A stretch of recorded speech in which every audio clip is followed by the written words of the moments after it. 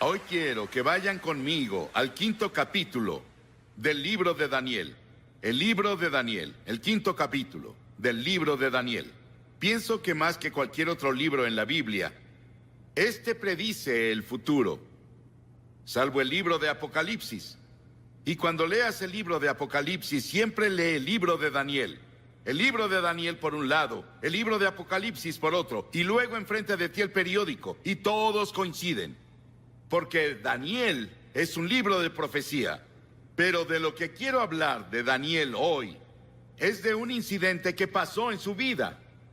Y creo que refleja lo que vemos pasando hoy en el mundo. En este capítulo al que iremos, no voy a leérselos, se los contaré. Es la historia de Daniel estando en Babilonia. Fue llevado a Babilonia de Jerusalén.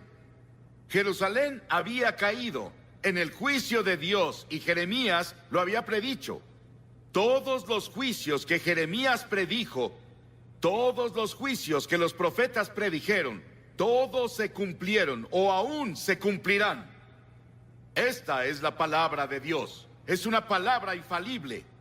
En muchos puntos de las Escrituras, la Biblia predice el futuro día del juicio y el período futuro del juicio que vendrá sobre el mundo.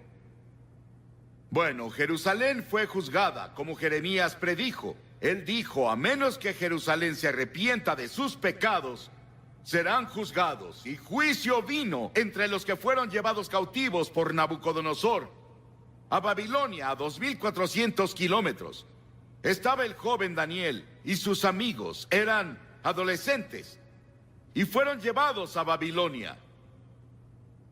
Daniel fue uno de los jóvenes que fue elegido especialmente por Nabucodonosor para que se lo llevaran a Babilonia y lo entrenaran en su corte. Y lo entrenaran en todas las artes y las ciencias de los babilonios. Cuando este capítulo comienza, Nabucodonosor está muerto. Daniel fue su amigo y profeta, y primer ministro de Nabucodonosor, el gran rey. Pero ahora había sido más o menos olvidado, porque un joven estaba ahora en el trono llamado Belsasar, quien era nieto de Nabucodonosor, el gran rey. Babilonia en ese tiempo era el imperio más grande del mundo, era el más poderoso del mundo, era la nación más rica del mundo. Y la Biblia nos muestra a Belsasar, el rey. Era joven, rico y poderoso, pero al mismo tiempo egocéntrico y egoísta. Y la Biblia enseña que Dios odia el orgullo. Y Jesús diría años más tarde, en Mateo 23, el que se enaltece a sí mismo será humillado. Si intentas decir lo grandioso que eres y dejas a Dios fuera, si actúas como si pudieras resolver tus problemas y arreglar tu vida sin la ayuda de Dios, Dios te dice, te voy a derribar. Y luego él era un hombre muy despreocupado, era un vividor, le gustaba lo fácil y el placer. Y la Biblia dice, ¡ay de los reposados! En este país reposamos, en comparación al resto del mundo. Y Belsasar había ganado algunas victorias militares. Y su padre, quien era un gran general, estaba en las fronteras llevándolos de victoria en victoria. Él decidió que quería celebrar y decidió dar un gran festín. Y sería el festín más grande que Babilonia hubiera visto. Babilonia con todo su glamour, Babilonia con toda su riqueza, Babilonia con todo lo que tenía. Él dijo, tendremos el mejor festín de la historia del mundo. Y ordenó a los mejores bailarines, los mejores vinos, la mejor comida. Y envió una invitación a 1000 de sus nobles de todo el imperio a la fiesta. Y en sus carretas con joyas se presentaron. Y esa noche, mientras celebraban, bailaban y bebían en los jardines colgantes que Nabucodonosor había construido para su esposa Median, una de las 7 maravillas del mundo, Belsasar se intoxicó. Ahí estaba, rey de un imperio, dando un banquete, el centro de toda la atención, bailando toda la noche. Pero la Biblia dice, no se engañen, Dios no es burlado, pues todo lo que el hombre siembre, eso cegará. Belsasar, cuidado. El juicio ya viene. Llegaste muy lejos. Hay un punto donde la paciencia de Dios se agota. Hay una línea entre las naciones y entre los individuos y las familias y las comunidades. Job dijo, los que harán iniquidad y siembran injuria, esos ciegan. Sigue arando iniquidad, sigue sembrando injuria. Un día lo cosecharás. Oseas dijo, porque sembraron viento y torbellino segarán. Jeremías dijo, sembraron trigo y segaron espinos. Y en medio de ese banquete, Belsasar danzó con una hermosa chica sensual. Y de pronto, todo se quedó en silencio. Podrías escuchar la caída de un alfiler. Su cara se puso blanca. La Biblia dice que comenzó a temblar, porque sobre la pared, una mano sin brazo comenzó a escribir. Y todos se sentaron ahí temblando, preguntándose qué era, qué cosa extraña era. Y Belsasar intentó leerlo. No pudo leer el mensaje. Y dijo, llamemos a los astrólogos y a los adivinos de los caldeos. Llamen a los magos, llamen a todas las personas que sepan leer este tipo de cosas. Y ellos fueron. No pudieron leerlo. Belsasar estaba más temeroso. La escritura se volvía más clara cada vez y más brillante. Las personas tenían miedo. Y su madre escuchó sobre eso y su madre resultó que no estaba en la fiesta. Pero ella fue. Y dijo, hijo, ¿qué es eso que oigo de una extraña escritura? Él apuntó a la pared. Y ella dijo, conozco a un hombre que puede leer eso. Su nombre es Daniel. Él es un gran profeta. Ayudó a tu abuelo a interpretar sueños. Él fue primer ministro de tu abuelo. Ha vivido en un retiro a medias. Tal vez no lo conoces. Daniel no estaba en la fiesta, pero enviaron por él. Y él se presentó y Belsasar dijo, Daniel, ¿ves esa escritura? Si lees esa escritura, te volveré el tercero al mando en el imperio. Pondré una cadena de oro de autoridad en tu cuello y te pondré vestidos reales y serás miembro de la familia real, a mi lado. Daniel vio la escritura y la reconoció de inmediato. Era la escritura de su padre. Era la escritura de Dios Padre. Y él había estudiado a Dios y vivido con Dios todos esos años y sabía que era la escritura de Dios.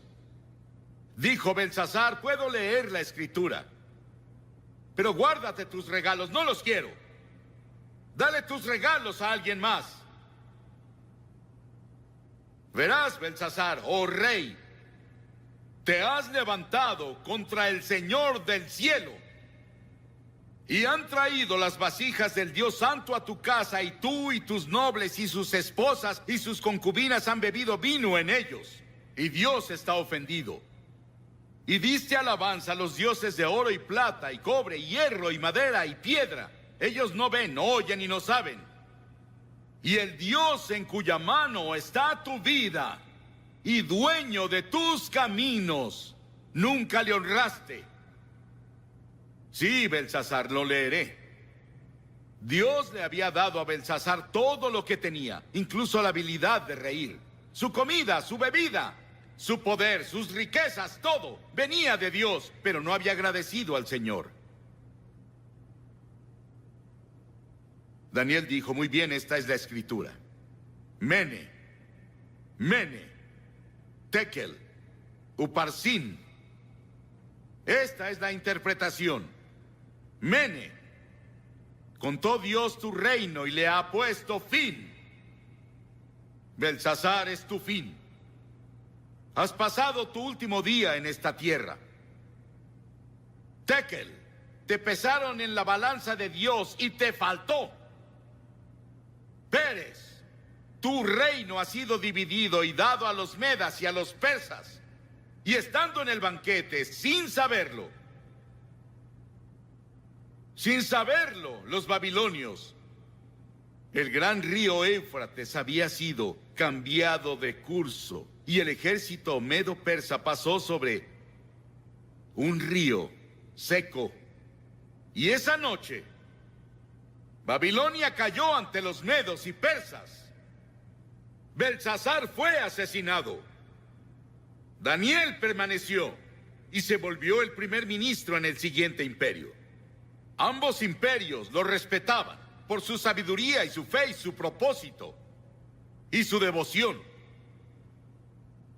Dios escribe en el muro de la nación esta noche. La palabra mene también significa recordado. Dios hace memoria. Dios hace memoria de nuestros pecados. Dios ve nuestra pornografía. Él ve nuestras películas obscenas y Él ve las nuevas películas que van a salir burlándose de Jesucristo. Él ve nuestras mentiras, engaños y corrupción. Y va por toda la sociedad. Él lo ve todo. Y las Escrituras dicen, sepan que sus pecados los alcanzarán. Y hace memoria de algo más. No es muy tarde. Dios se recuerda de olvidarse. Y cuando cualquier grupo de personas o nación se arrepienten de sus pecados y regresan al Señor, Él perdona sus pecados y sana la tierra. Es la promesa del Señor. En segunda, dice, pesado fuiste en la balanza y fuiste hallado falto. Las Escrituras dicen, tú pesas el camino del justo. El Señor dice, las acciones yo las peso, todos los caminos del hombre son limpios a sus ojos, pero el Señor pesa a los espíritus. La nación, el mundo esta noche son pesados. Tú eres pesado en la balanza de Dios. Nuestros pecados son grandes a los ojos del Señor. Y hemos sido pesados en su balanza. Muchos líderes pensadores creen que la Escritura sigue en la pared y el juicio ya comenzó a pasar. Pero Dios nos pesa como individuos. ¿Por qué nos va a pesar? ¿Qué está del otro lado de la balanza? Verás, hay balanzas. Aquí estás tú y aquí está con lo que Dios te pesa. Primero, Él te pesa por los 10 mandamientos. ¿Cómo estás con los 10 mandamientos? No tendrás otros dioses delante de mí. No tomarás el nombre del Señor tu Dios en vano. No cometerás adulterio. No robarás. No mentirás. No matarás. Todo eso está en los 10 mandamientos. Y la Biblia dice que si ofendemos en un punto, somos culpables de todos. Si rompiste un mandamiento una vez en tu vida, es lo mismo que romperlos todos. Y dirás, claro, he roto al menos uno o dos. Entonces eres culpable de todos. Y es la razón por la que la Biblia dice que todos somos culpables. Por esa razón Jesús dijo, el que no tenga pecado, que tire la primera piedra a la mujer atrapada en adulterio. Ninguno de esos líderes religiosos pudo hacerlo, porque todos hemos pecado. Todos pecaron y están destituidos de la gloria de Dios, y todos estamos bajo el juicio de Dios. No solo vamos a ser pesados por los 10 mandamientos, sino que seremos pesados por la ley del amor. Mateo 22, Jesús dijo, amarás al Señor tu Dios con todo tu corazón y con toda tu alma y con toda tu mente. Este es el primero y grande mandamiento, y el segundo es semejante. Amarás a tu prójimo como a ti mismo. De estos 2 mandamientos, dijo Jesús, depende toda la ley y todos los profetas. Todo se resume en amor.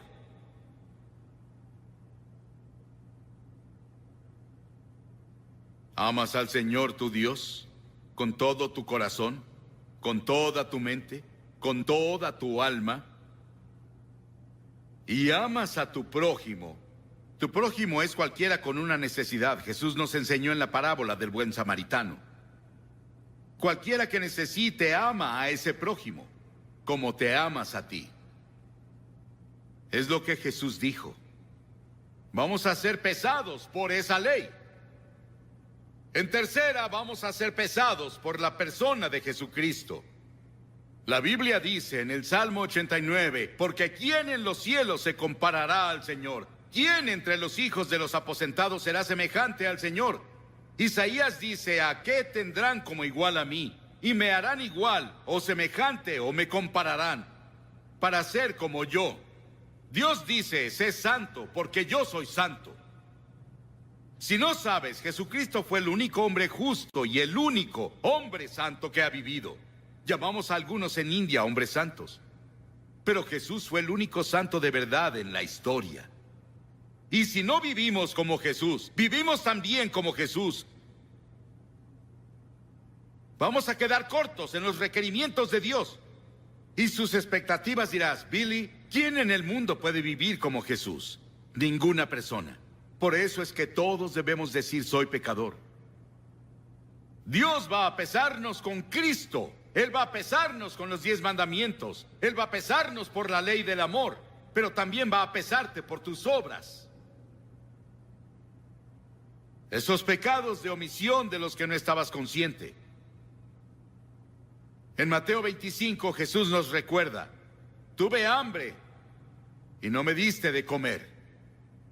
Tuve sed y no me diste de beber. Fui forastero y no me acogiste. Estuve desnudo y no me cubriste. Estuve enfermo y en prisión y no viniste a verme. Pero las personas decían, Señor, ¿dónde te vimos desnudo y enfermo y en prisión y sediento? Él les contestó así. Así como no lo hicieron con el más pequeño de ellos, no me lo hicieron a mí. Eso incluye a todas las personas de esta área. No hemos cumplido, y luego Jesús pronunció juicio. Dijo, los que son culpables del pecado de omisión deben ir al castigo eterno, pero los justos a la vida eterna. Dirás, Billy, me siento devastado.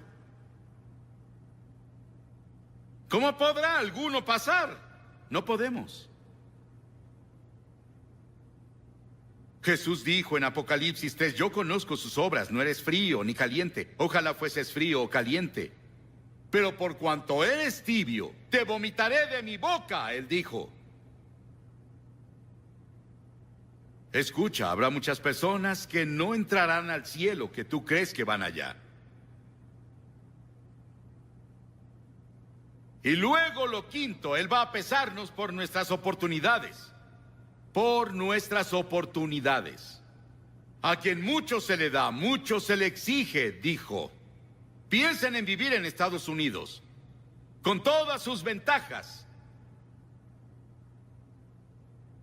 Una iglesia en casi cada esquina, una Biblia en casi todos los cuartos de hotel, millones de Biblias disponibles, el Evangelio en radio y televisión. Piensen en vivir aquí. Él va a juzgarnos por las oportunidades que tenemos. Piensen en la literatura cristiana que está disponible en librerías. Y no lo aprovechamos. A quien mucho se le da, mucho se le exige. Dirás, Billy, incluso en eso yo no puedo hacerlo. No. Pero la gloria de todo esto es que hay un evangelio. Y el evangelio son buenas noticias para las personas que están sentadas aquí diciendo, bueno, soy culpable. La buena noticia es que Dios envió a su Hijo Jesucristo a la cruz a morir por ti. Y Dios tomó esos pecados tuyos y esas fallas tuyas y las puso en Cristo. Él se volvió pecado por nosotros. Él dijo, el justo y el íntegro irán al cielo. ¿Cómo voy a llegar a la justicia y la integridad por mí mismo cuando no tengo nada? Soy un pecador. No peso suficiente para ir al cielo. Pero en la cruz, Cristo proveyó justicia para mí. Él proveyó justicia para mí que yo no tengo. Soy aceptado esta noche por Dios. No porque haya sido bueno, o porque haya leído la Biblia, o porque haya predicado a multitudes de personas. Soy aceptado por Cristo.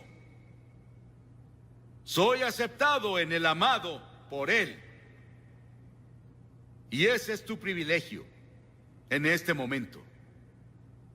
Puedes apropiarte de lo que Cristo hizo en la cruz por ti ahora e irte de aquí con peso suficiente para ir al cielo, pesar suficiente para que tus pecados sean perdonados, pesar suficiente para vivir una nueva vida. Pesado has sido en la balanza de Dios y fuiste hallado falto. ¿Aún te falta? La última palabra aquí es Uparsin, dividida. El reino está dividido. Dios dijo: Belsasar, te quitaré el reino de las manos. Estás acabado. El juicio llegó a ti y es muy tarde. Dios te dirá eso a ti. El juicio ha venido, es muy tarde. Conozco a personas que saben eso y lo aceptan y creen eso y simplemente bajan bailando al infierno.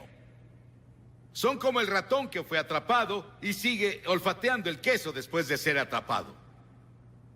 Sigues probando la carnada del diablo y ya estás muerto en cuanto concierne a la eternidad. Creo que esta cruzada se hizo en el tiempo justo, en la providencia de Dios, en el momento justo, en la historia de muchas de sus vidas. Las personas han orado por ti. Personas han trabajado. Personas han dado para hacerlo posible. Y ahora es tu momento con Dios de recibirlo en tu corazón y asegurarte que pesa suficiente. No, yo no estaré en el juicio. Pero no hay juicio para los que están en Cristo Jesús. No te veré ahí. El juicio que yo merecía lo tomó Jesucristo en la cruz. Y acepté lo que Él hizo, aunque parecía tonto y parecía algo ridículo. Para mí, cuando vine al frente esa noche y le dije sí a Cristo Jesús en frente de todos ustedes, lo hice. Voy a pedirte en un momento que te levantes de tu asiento y vengas al frente de esta plataforma y al venir digas: quiero a Cristo en mi corazón. Después de que vengas, voy a decirte unas palabras, haré una oración contigo y te daré literatura. Puedes volver luego con tus amigos, pero no dejes pasar esta tarde hasta que le digas sí a Jesucristo.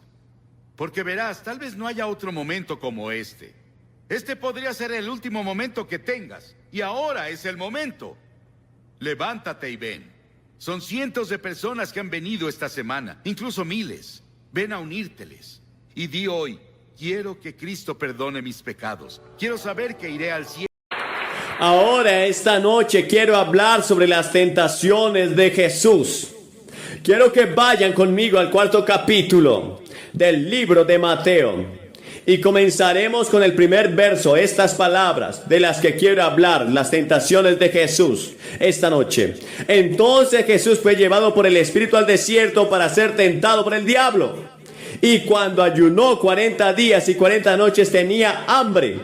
Y cuando el tentador vino a él, le dijo: ya que tú eres el Hijo de Dios, manda que estas piedras se conviertan en pan.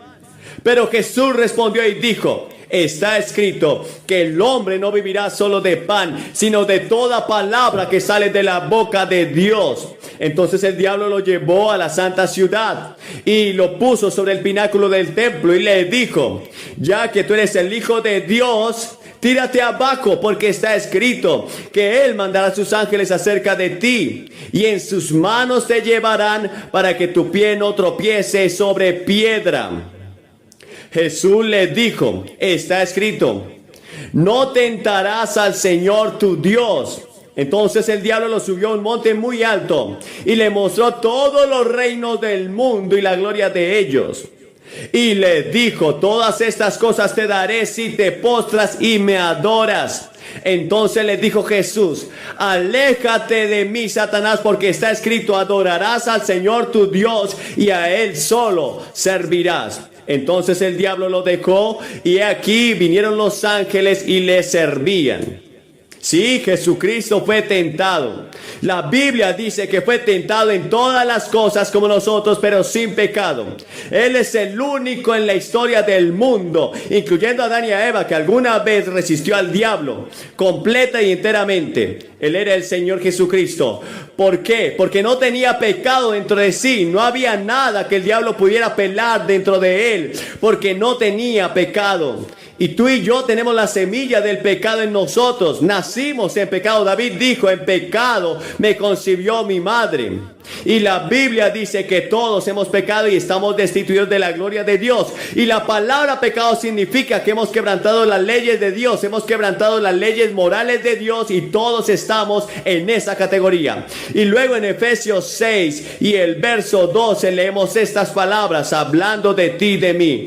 Porque no tenemos lucha contra sangre y carne, sino contra principados, contra potestades, contra los gobernadores de las tinieblas de este mundo, contra la maldad espiritual en los lugares altos. Ahora, gran parte del Nuevo Testamento tiene que ver con la guerra espiritual, y nadie está exento de este conflicto. Dios no tiene lugar para un pacifismo espiritual, porque la Biblia enseña que la vida cristiana no es un patio de recreo religioso, no es un campo deportivo. La palabra contra que se destaca 5 veces en Efesios capítulo 6 se nos dice que no es una lucha contra sangre y carne, sino contra 4 cosas: principados, potestades, gobernadores del mundo, huestes espirituales de maldad. Hay unas huestes espirituales, hay un diablo, hay un demonio. En 2 de Corintios 2:11 se nos dice que no ignoremos al diablo y sus maquinaciones para que Satanás no se aproveche de nosotros, porque no ignoramos sus artimañas. Debemos conocer al enemigo. En 1 de Pedro 5:8 la Biblia dice que seamos sobrios y estemos atentos, porque el adversario, el diablo, como león rugiente, anda alrededor buscando a quien devorar. El diablo anda buscando a quien devorar. Ahora, algunos de los nombres que se le dan a Satanás: el diablo es el tentador, por supuesto. Satanás es el engañador, un mentiroso, un asesino, un acusador, el príncipe y el poder del aire. Es el príncipe de este mundo, es el Dios de esta era, es el destructor, el maligno, Belcebú. Todos estos nombres son dados a una persona que llamamos Satanás. Ahora, la Biblia dice de sus artimañas y trampas. La Biblia advierte que engaña y seduce, se opone, resiste y engaña y siembra cizaña y dolor y estorba, bofetea, tienta y persigue y blasfema. Ahora, la gente tiene una caricatura del diablo establecido por las obras de Dante y Milton. Esta es una poesía maravillosa, pero es teológicamente falsa. Esa no es la imagen del diablo en la Biblia. Satanás no tiene cuernos, no tiene aros, no tiene una cola con púas. Ahora, el diablo intenta todo esto para hacernos pensar que él está en el infierno, pero él nunca ha estado allí. Y cuando llega al infierno, no será el jefe, sino la principal víctima del infierno. Se le llama el Dios de esta era, el príncipe de este mundo y el príncipe del aire. En Mateo 25:41 habla de sus ángeles. Mucha gente pregunta: ¿de dónde salió Satanás? Según Isaías 14, aparentemente se rebeló contra Dios. Él era la más grande y la más hermosa de todas las criaturas creadas por Dios. Y por alguna razón misteriosa, desconocida, allá por ese entonces se rebeló, lideró una revuelta contra Dios. Y fue arrojado del cielo y aterrizó en este planeta. Y ha estado luchando contra los propósitos de Dios desde entonces. Y uno de los propósitos de Dios para Satanás es probar este planeta si las personas amarán a Dios o no lo van a amar, si obedecerán a Dios o van a obedecer al diablo. Y él ha estado activo tratando de ganar este planeta y ganar a la gente que Dios puso en él. Aquí no entiendo todo lo que el apóstol Pablo llama el misterio de la iniquidad. Hay muchas cosas al respecto que no podemos explicar y no voy a tratar de explicarlas. Pero Cristo estuvo sujeto a las tentaciones del diablo. En Hebreos 4:15 dice que fue tentado en todo como nosotros, todo, pero sin pecado. Y en Hebreos 2:18 dice que él mismo padeció siendo tentado y es poderoso para socorrer a los que son tentados. Ahora estudiemos y veamos cómo Jesús enfrentó la tentación del diablo, como un modelo para nosotros también. Cómo podemos enfrentar las tentaciones de Satanás. Jesús fue guiado por el Espíritu Santo. Después de su bautismo, él fue guiado hacia el desierto, a un área entre Jerusalén y el Mar Muerto, en un lugar salvaje. Y estaba allí Jesús, y era terrible ese desierto, 40 días y 40 noches. No tenía nada para comer. Jesús estaba orando y era obediente a la voluntad de Dios y estaba lleno del Espíritu Santo y pasaba un tiempo en oración, tenía un conocimiento total de las Escrituras. Y en ese momento, cuando estaba hambriento y cansado del sol, del calor y de todo el desierto, vino el tentador. No tenía compañero humano, Jesús estaba solo en ese desierto. No podía compartirlo con otros, sus conflictos. Tú puedes marchar hombro a hombro con las personas en todas las cosas, pero cuando llega la tentación tendrás que enfrentarla tú solo. Hay 3 tentaciones y el diablo siempre usa las mismas 3 tentaciones. Las usó con Jesús, las usó con Adán y Eva en el jardín del Edén y las usará contigo. La misma forma, de la misma manera, nunca varían, son las mismas cosas. Primero es la lujuria de la carne, segundo la lujuria del ojo y tercero es la vanagloria de la vida. Ahora, la primera vez que vino a Jesús para tentarlo, lo tentó a convertir las piedras en pan. Apeló a su apetito físico. Esta era la lujuria de la carne. Ahora Jesús tenía hambre al cabo de 40 días. Y el diablo sabe cuándo venir. Llegará el momento oportuno para esa tentación. Y las cosas más fuertes, los instintos más fuertes, es el hambre y la sed para un ser humano. Y muchas personas se desharán de todos sus refinamientos de civilización, como las madres de Sumeria en el Antiguo Testamento devoraron, se comieron a sus propios hijos cuando tenían hambre.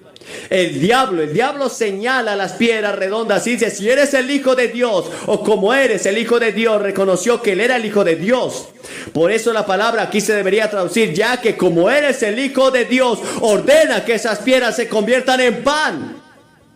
Ahora, la sola mención del pan debe haber hecho saltar de deseo el cuerpo hambriento de Jesús.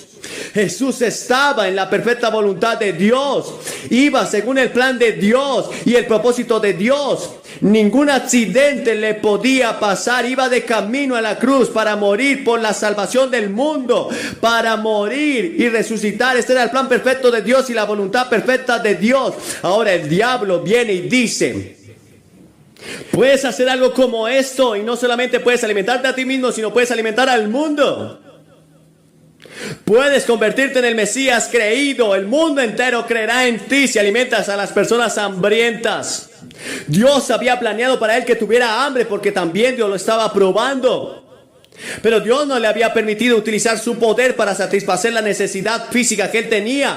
Y Dios te pide a ti que no hagas ninguna provisión para la carne.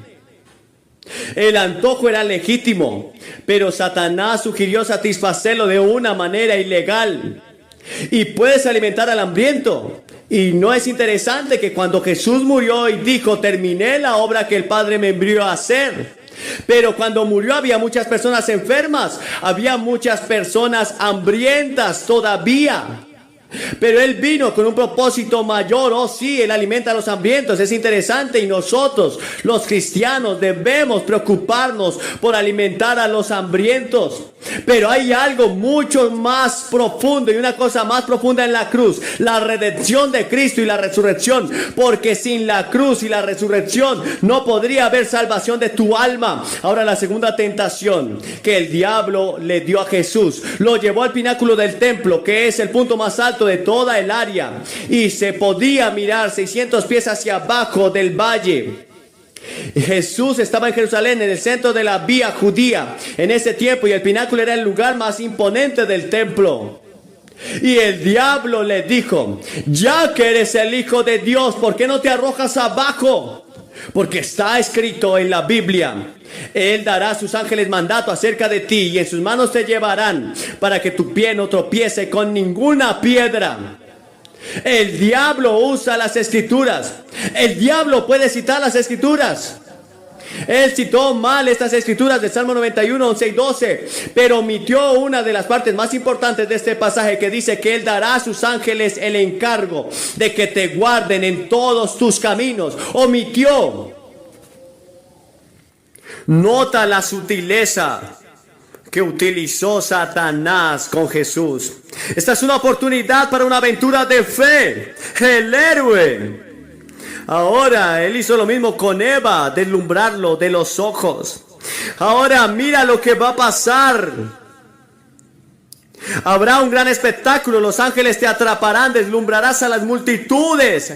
Será un gran espectáculo y la gente creerá en ti. Todo el mundo estará mirando.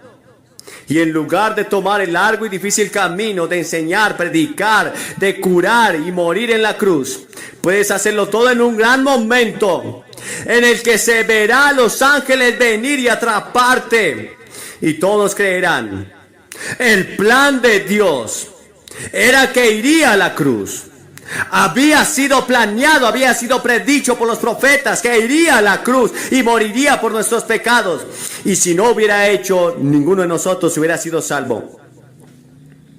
Y Jesús respondió: de nuevo está escrito. Usó 3 veces esa palabra: está escrito. Debes saber la palabra de Dios. Cuando venga Satanás, puedes usar y citar un versículo de la Biblia y él no puede resistir la palabra de Dios. Es la única arma que tú tienes contra la tentación.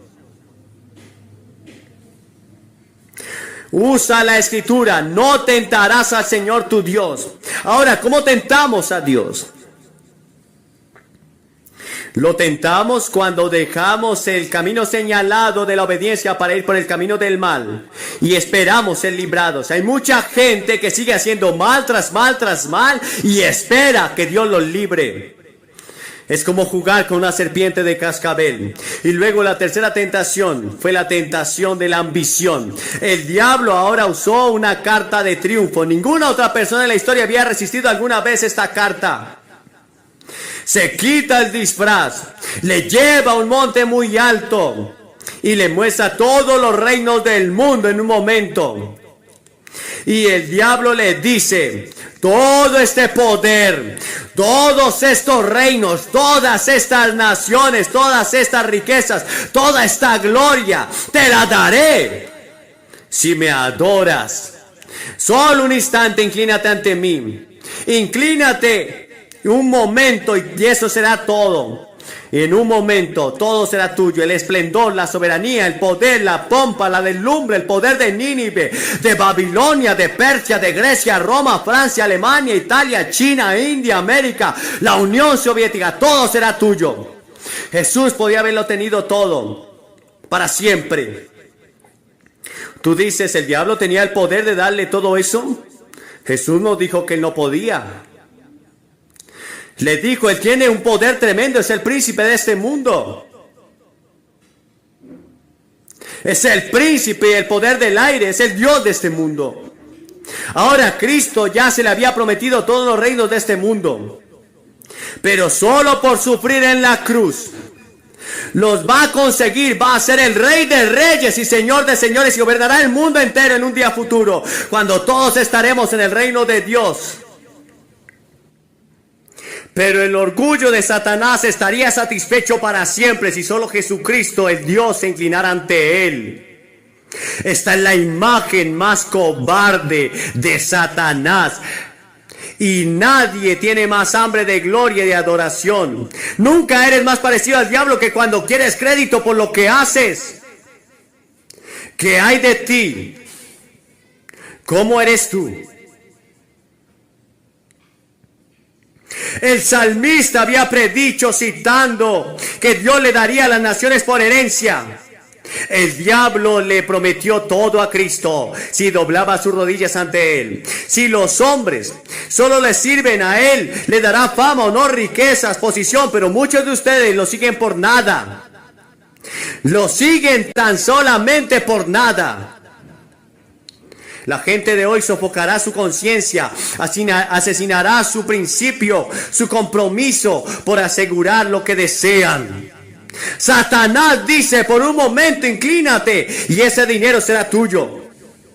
El cargo será tuyo, ese premio político será tuyo, esa posición será tuya, esa fama será tuya, ese negocio será tuyo.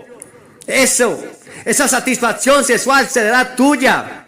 Ese placer sensual será tuyo. Sí, si te inclinas ante mí, dice el diablo. ¿Y cuántas personas lo hacen? ¿De qué le sirve a un hombre ganar el mundo entero y perder su propia alma? Supongamos que lo ganaste todo, pero perdiste tu alma, que es eterna. En un momento, el mundo has perdido. Ahora, ¿cómo tuvo Cristo la victoria? Resumamos un momento, porque te ayudará cuando tengas que enfrentarte al tentador, cuando vayas a casa esta noche o mañana, en la oficina o en la escuela o donde sea que estés. La tentación de hacer trampa, la tentación de tomar una droga, la tentación de tomar un atajo que está al mal, la tentación de decir una mentira. Primero, es por obediencia a la voluntad de Dios. Solo dice: Señor, quiero obedecerte, pero necesito tu ayuda. Porque ninguno de nosotros puede vivir la vida cristiana solo, simplemente no podemos hacerlo. Es el Espíritu Santo que Él te va a dar la ayuda para vivir a ti, a través de ti. No puedo vivir la vida cristiana sin el Espíritu Santo, debe vivirla a través de mí. Y en segundo lugar, siendo lleno del Espíritu, ¿has sido lleno del Espíritu de Dios? Y luego, en tercer lugar, al pasar mucho tiempo orando, no tienes que arrodillarte cada vez que oras. Tengo una hija que piensa que tienes que arrodillarte cada vez que oras. Y se levanta muy de mañana y temprano y delega las tareas y a los niños y luego se pone de rodillas a orar. Y los médicos le dijeron que tiene problemas en sus rodillas por eso. Y le dije que no tienes que arrodillarte para hacerlo, para orar. Puedes orar todo el tiempo que quieras, en todas partes. Pero ella siente que Dios la ha llamado a ese ministerio de oración y estudia las escrituras de rodillas todas las mañanas. Pero puedes orar todo el tiempo. Incluso mientras predico aquí esta noche, yo estoy orando por ti. Estoy diciendo: Señor, ayúdame a decir lo correcto. Ayúdame a decir lo que va a ayudar a alguien aquí esta noche que necesita este mensaje, porque este mensaje es para alguien aquí. Para muchas personas aquí esta noche es necesidad. Y luego, en cuarto lugar, te encuentras conociendo las escrituras. Es la única persona que nunca se rindió ni se rindió a la tentación de Satanás y lo hizo citando las escrituras. Es Jesucristo. Está escrito en Santiago 4:7, dice: sométanse por lo tanto a Dios, resistan al diablo y huirá de vosotros. Una vez estaba teniendo una lucha por algo y sabía que Satanás estaba luchando contra mí. Y recordé este pasaje de Santiago y dice: resistan al diablo y huirá de vosotros. Pero había olvidado la primera parte del verso. Sométanse por lo tanto a Dios. Primero te sometes a Dios y le dices: Señor, quiero estar en tu voluntad. Tú te haces cargo de mi vida como Señor y amo, y luego resistirás al diablo y él tiene que huir de vosotros. Podrás vencerlo. Y luego en Apocalipsis 12:11 dice: por la sangre del Cordero y por la palabra de su testimonio vencieron al acusador. Y en Primera de Pedro 5 dice: sean sobrios y velad, porque vuestro adversario el diablo, como león rugiente, anda alrededor buscando a quien devorar, al cual resisten firmes en la fe.